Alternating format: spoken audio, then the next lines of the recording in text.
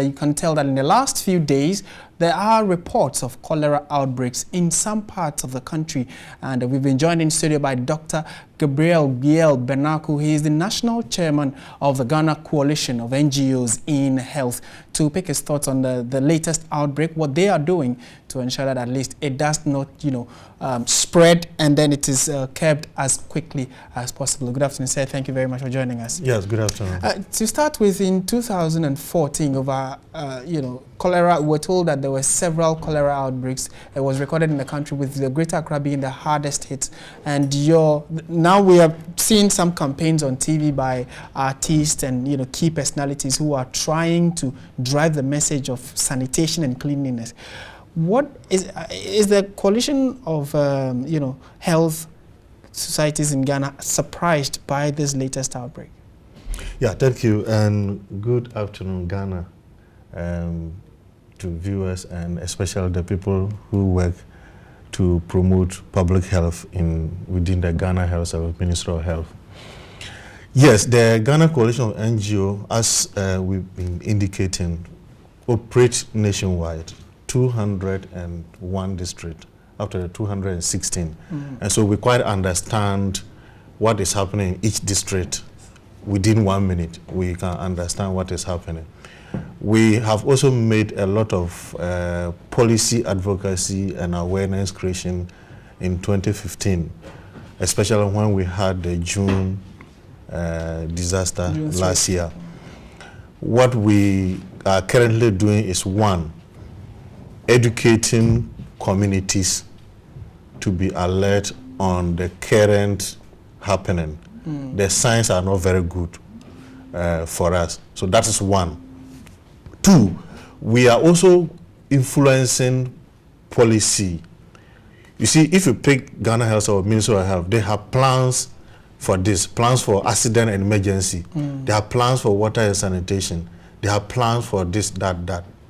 In 2007, they had the National Health Policy. Now, what we want Ghana Health or Ministry of Health to do is that let's come out with a comprehensive policy on emergency response in Ghana, in the health sector. And this cuts across, not only this will cut across, and that will help manage all the crises we've been having in terms of human resource, in terms of Ebola, in terms of meningitis, in terms of laboratory equipment being obsolete or cannot be used or break down, and there's no plan to fix them immediately. You mean we don't have any such units? That's what I'm saying. We have spotted action plans, but you and I know that we need to have a comprehensive policy plan that can now describe this existing situation. Okay. After 9 years or so, that we have plans or the plans for this. Now let's get all this and have a comprehensive one that will dictate to us how we want to manage cholera. A comprehensive plan. That how do we respond to emergencies? Okay. Emergency in the sense of cholera outbreak, in the sense of flood, in the sense of HIV and TB, and any other very critical emergence situation in the health sector. Okay. We do not have that, and we the civil society, we are ready to partner with government to ensure that we have a comprehensive policy on that. Okay. Now, if you remember when the June disaster happened last year, the president quickly made some allocations together with think tank, and they put together some funds to respond to the crisis. Right. After that, what happened? Nothing is being happening. Now, what we are saying as a coalition is that when disaster happen or when an emergency situation comes, people have psychosocial problems. Which means? Which means people are stressed up and they need experts to talk to them to recover. Okay. We do not have that. The National Disaster Management Organization, the act that establishes, is outdated. Okay. That, as at the time that law was developed, Ghana was not having a population of 25 million and above. Right. Now we are over 25 million.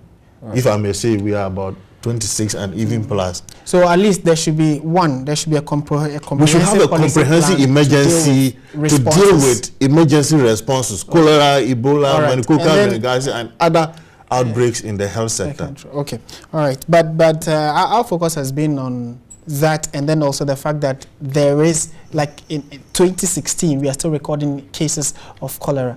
And in very brief, answer, can you help us know what to do in this outbreak? Yes, as I mentioned, the coalition, we are doing sensitization now in some of the districts.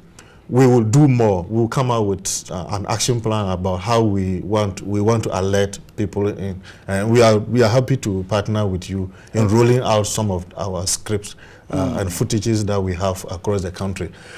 2, we expect Ghana Health Service to strengthen their health systems, the community health system, so that the public health nurses, the community health nurses integrate response situations in their outreach programs.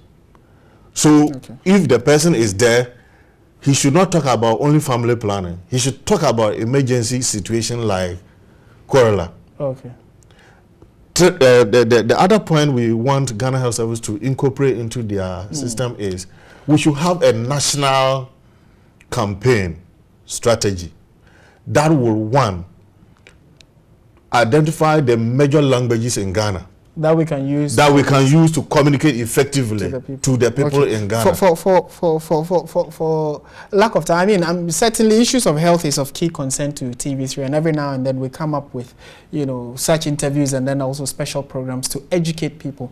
And I would want to, just before we take this story, want to say a big thank you to you, Dr. Gabriel Biel Bernaku. He's the national chair of the Ghana Coalition of NGOs in Health, and they are quite passionate about health issues in the country.